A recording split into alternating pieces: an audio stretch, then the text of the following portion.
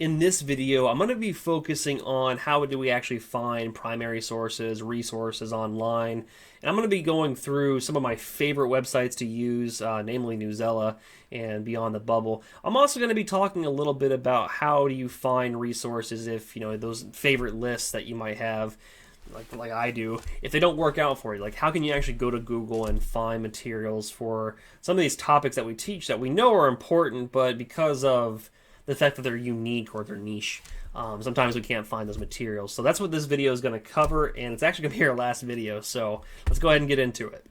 Now, before we move on to actually looking for evidence and some of my favorite tools, I wanted to briefly review Dimension 3 in the C3 framework, evaluating sources and using evidence. If we scroll down, like all the other dimensions, we see that we have a little summary here. And again, you can always pause me and read this if you'd like. This one's actually a pretty brief one, so feel free to do so. One of my favorite parts of it, though, if I can kind of find it quickly, here we are. Even the youngest children understand the need to give reasons for their ideas. As they progress through the grades, students learn from more advanced approaches relating to these skills. And so it's that idea that even young students, kindergartners, do understand that there has to be a reason behind their actions. And that's where this begins, this idea of finding reasons, finding evidence to support a decision, an action, a belief, an idea. And that's really what we're going to be doing here today, is looking for sources online, but also just appreciating the fact that students as young as 5 or 6 year olds are able to find reasons to support their ideas or their beliefs. And if we scroll down, like all the other dimensions, we see we have a subcategory or theme, gathering and evaluating sources. And if we scroll down, we see here we also have plenty of these vertically aligned standards and how to we actually gather and evaluate sources. So we see this first one, kindergarten through second grade, gather relevant information from one or two sources while using the origin and structure to guide the selection. So historically, that might be providing students with a diary passage, a very simple one or a brief one, or maybe even a picture, a drawing, things that were created in the past, and tell them where it came from, who created it. I think for the younger grades especially, but even this goes for any grade, I think providing them with sources that was created by someone, either for them, like toys, or was created by them, is a really powerful experience, because it shows them that there have been 5-year-olds and 6-year-olds throughout all the span of history. We have a continuing group of kids in history, and they have been producing things. And so for young people, that's a really powerful experience. For example, I went to the 9/11 Museum many years ago, for a few times actually. And one of my favorite parts of the museum is letters and drawings made by kindergarten and first grade students. And so that could be used as evidence for how are they rationalizing this hard, difficult event for even adults to rationalize. Again, those are the kind of sources that we could be using, and they've been created all throughout history. So we have access to them normally through archives and museums. Again, feel free to pause me if you want to read the rest of those. They're all vertically aligned. We scroll down to the second section and the last one, developing claims and using evidence. And we see here that the first kindergarten, first and second grade is left empty intentionally because it is difficult for those young students to be actually developing claims and using evidence. So in the first few grades, I would say that really it's just help them make observations, maybe have them dip their toes into trying to create an argument. But I don't know if that should be the expectation. At least from the C3 framework's perspective, it shouldn't be. That really happens here at the end of grade 5. So that is the C3 framework. Again, feel free to stop me at any time in this video to read through it. It's got some more information too on how to connect the standards to English language arts. But we're going to go ahead and start looking for sources and some of my favorite websites. And before I go into how to find sources and where to find them, I wanted to go over the unit plan real quick, because it actually contains the organization of how we're going to update the unit plan with the sources in mind. And so we see that we have the unit plan that I showed you in the very first video, and it's been updated quite a bit because each week, I've created more. And so here we have the standards that we've selected, the compelling question we wrote. We have our 3 parts here that we created along with our supporting questions, our warm-ups, our formative performance tasks, and here are featured sources. This is what I did for this particular video, and I'll show you my process and how to do that. And all the while I'm keeping, the standards in mind, and I'm looking for sources and information in order to help, support these compelling questions and the formative performance tasks and what have you. Then also on the very bottom, you'll see our summative performance task, that big end product that we want, and that taking informed action that students are doing, like that piece so that students are actually doing something for their community that will live longer than their time in the classroom. So that is the document. Feel free to pause at any point if you want and like review it if you like to. Also, you should have access to it in the Google folder. If not, wherever you found this video, you should also have access to it. So please let me know. So that being said, let's go ahead and start looking for how I found these sources. And the first place that we're going to visit is a place called NewZela. NewZela is one of my favorite websites to find articles, probably for the simple fact that honestly there's just so much to choose from, and it covers a wide range of topics, especially with the thought of students in mind. This website is meant for students and for teachers to use. In the past, it did cost money that your school had to pay, but however, it's been free ever since the COVID-19 pandemic. I'm not sure how long it's going to last, but for now anyway, it's a really powerful website, and so I'm going to show you why I like it so much. First of all, we're going to go ahead and start searching for some information. I'm going to keep our product, or not our product, I'm going to keep our lesson plan in mind, and I'm going to be thinking about what I should be searching for, thinking with that first product. So remember, we're talking about COVID-19. In fact, we're talking about community and COVID-19. So I'll just type in COVID-19 to show you what I mean about how many articles it'll give you. And so right away, we see information, including one about student perspectives, which is nice. Continuing to scroll down, we see that there's a wide range of articles, some that are connected to science and the environment, about the vaccine itself, apparently something about emissions. And so there's a lot of connections is the really cool point. And so with older students, I actually like them I give them NewZela and tell them to search for articles themselves. With younger students, I think it's good for the teacher to select them. Maybe if you want to work in some opportunities for them to pick, that'd be good. But in the meantime, it's sometimes easier just to let you do it. Also, since we're doing influenza of 1918, I couldn't remember, influenza 1918, if I click open that, we see again that we have a few articles that we can use. If we click it open, this is actually one of the articles I did select because it's going to help us understand it's going to help students understand what the influenza pandemic was. And it might look just like a regular article to you, and you might notice too it's already selected for middle school and high school, and for elementary school grades you might, oh, that's too high, and you're right. And so what we do is we change the Lexile level, and actually I'm going to move my video head over a little bit so you can see me work. But you see this little Lexile level like right here, it says 1020. If I click that, I hit 520, when I scroll down, we now see it's text level 3, which is equivalent to roughly 2nd, 3rd grade. And we see that it changed the information, also made it smaller, the article itself. And so it's simplified. So now it's more accessible to students, and this is the stuff that you could print out or give to students. And again, this is one of the big reasons why I like it. You also have assignments that you can give to students, so I'll click that open. Oops. Actually, let me go back real quick. Here we go, activities. So it comes with writing comprehension assignments. So along with the lesson plan, you also have these additional, writing prompts. You can even include that into your lesson plan if you want to build that way. I think that'd be a smart idea, because it's already built for you. And then also you have little quizzes that you could give your students. If you're concerned about reading comprehension and just want to do some of these quick checks, you could do that as well. So again, a really powerful website overall, and I will show you one more reason why I like it. Alright, so you can see that I'm on a different article now, and the last article didn't do it, which sometimes happens with NewZela. Most of them do this, where you can click Spanish. And as we see here, if I scroll down, now it is translated into Spanish, and we still have Lexile levels, so we can still make it a text level 3 if we like. And so yeah, again, this is just a powerful tool, just considering the current movement in American education right now. We're seeing a lot of more English language learners in class. I know my last year I had a few of them. And I would oftentimes print both the English and the Spanish versions off for those students. That way they can still participate and feel included. And for them, it was a really great way to feel part of our classroom and school community while also getting the necessary support. And at the same time, they were learning some English. And so again, it was just a really powerful experience for them and me and my students overall. But as NewZela, it's pretty powerful. Again, I can't recommend it enough. And I'm going to go ahead and go back to the lesson plan and show you some of the articles I found that are going to support our curriculum that we've built so far. All right, so we're back at the lesson plan, and I've moved my floating head back over. Actually, that's reverse. It's always reverse with the mirrors. But yeah, my head is now on the other side again. And you see here that we have featured sources now under the different performance tasks, and that's what I did. I went to NewZela. I looked at our formative performance tasks. I look at what we were trying to get the students to describe like community, or like COVID-19, or like what a catastrophic event was, or migration, and I try to find sources that revolved around those. NewZela became really helpful because again, it's really broad. It tends to have those current event things that we're gonna want. So right here, the 1918 flu pandemic that killed millions. That's a NewZela article. Same with for Native Americans, coronavirus looks heartbreakingly familiar. I was really happy with this article because it mentioned South Dakota, so I found that connection for our students that they could look at.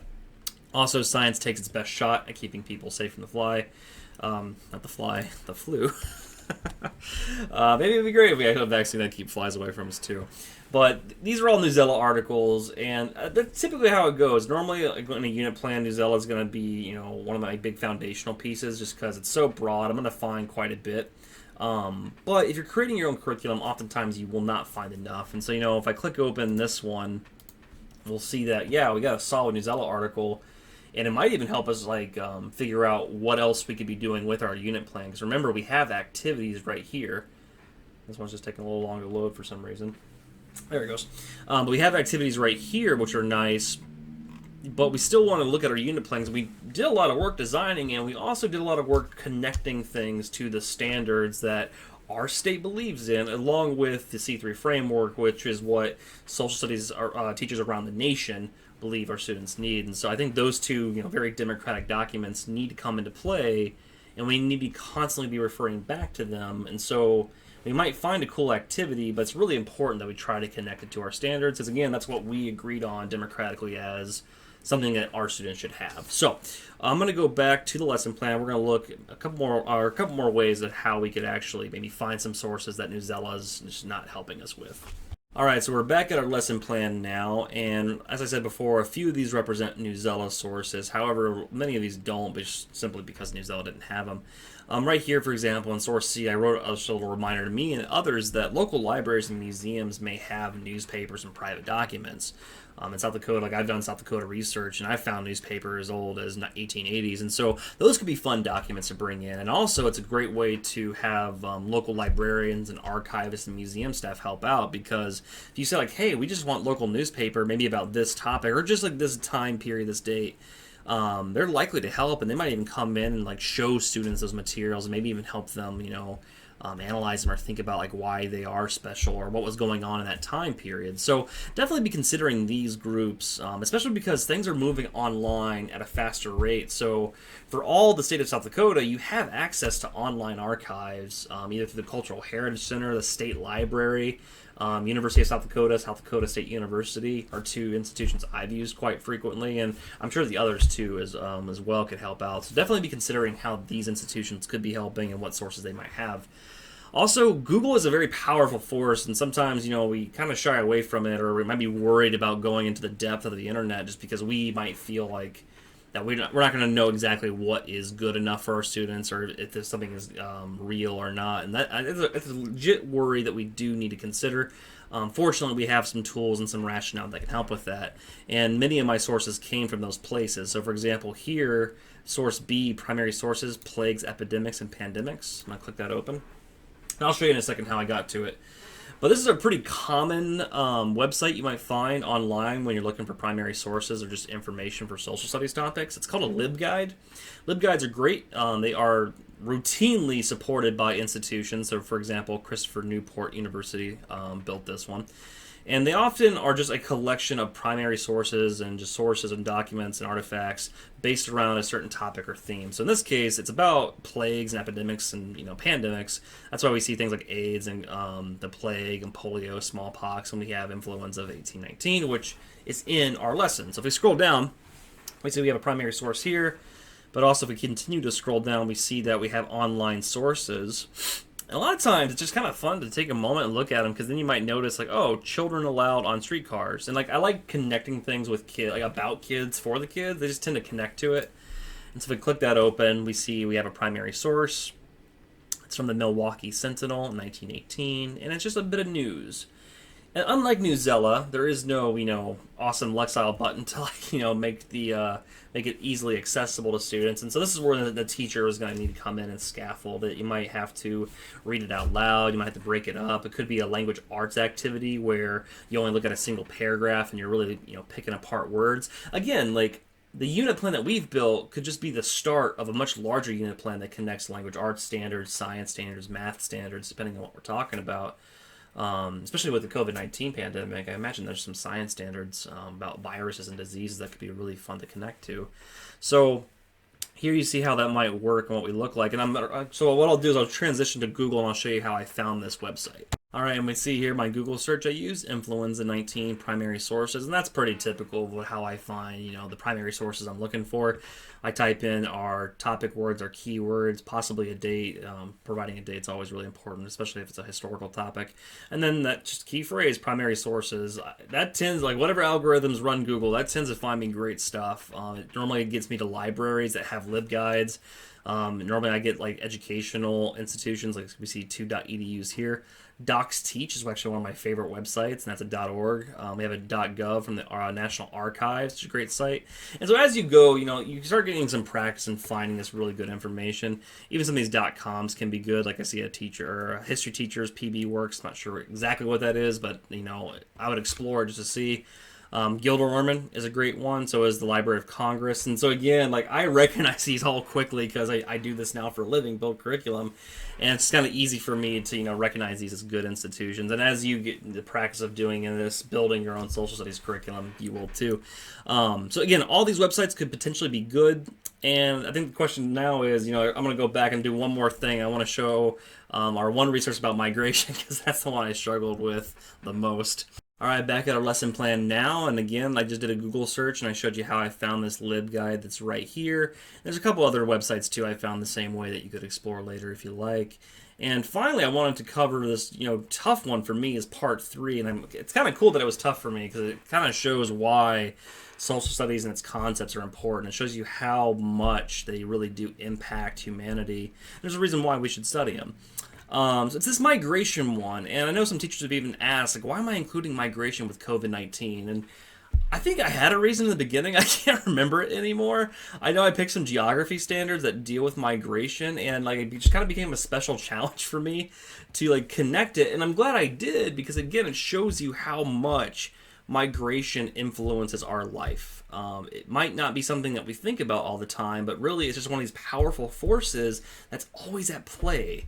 And I think that's the kind of stuff that we want students to be considering because if they understand these powerful concepts, they have a better handle on what's actually pushing and pulling them. In this case, migration definitely pushing them into new areas and pulling them away from others. Like it's an important concept, I would argue, especially for students in South Dakota or our Midwest region, because we see that. We see the people pushing and pulling probably a lot more than other places, especially in our rural, small town areas.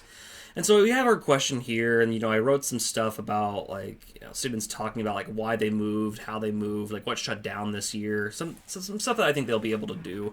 And then I want them to compare that to COVID-19 and 1918 influenza. So I found some resources to do that. And all I did is I went to Google, I typed in like COVID-19 migration. I didn't type in primary sources because it was it was a modern day topic. And I found some good sources. I got one called United States Migration Patterns in COVID-19. And then one called Just Before COVID-19, American Migration Hit a 73-year Low. I'll open one of them up. It's a .com.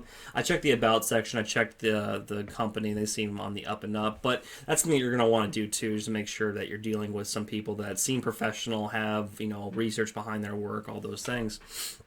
And so I looked through their primary sources, not primary sources, but their graphs and their information. And definitely, first thing I observed was way too complicated for a third grader, or, even a middle schooler, I think, would struggle with this website. And even some high schoolers might need some scaffolding. But that's the resources for the teacher, too. And so if you're worried about, like, what to say to students, I think these are the kind of websites that you could take and find ways, kind of like what NewZela did, to, like, make them more comprehensible. I don't really have the time to talk about like that idea in this video, but think about our language arts teaching, like how we want to make complex paragraph and sentences accessible to our students and give them that those challenges to look at a paragraph, try to pick out the words, define those words, try to build that vocabulary skill, that comprehension, and then see what they can do from there. But I found next, I thought it would be helpful, so I'll go ahead and go back to our lesson plan. I think I can just hit control back, maybe not. Okay, I'll stop this video and go to the next one. All right, and here we are for the last time at the lesson plan. We see again, too, that I updated the 1918 influenza sources, doing the same method. I just typed into Google 1918 influenza primary sources and migration, and I found a couple things that I think would work. And so use that strategy. It's going to help out quite a bit. But that is the last bit of this curriculum. So if we scroll down again, we've updated from bottom all the way to the top. And so we're going to head back to the library, and I'm going to finish up with everybody. All right, that concludes our video series together, and it was, very fun for me to be able to look through an old lesson plan that I created and make it better. I think, I originally wanted to do that because I wanted to show everyone that even though I do this for a living, I've been teaching for a long time, it doesn't matter. I can still make things better, and it's a process. This took me hours to do, and I don't tell you that to freak you out or think that, oh, wow, this is something that won't actually be useful.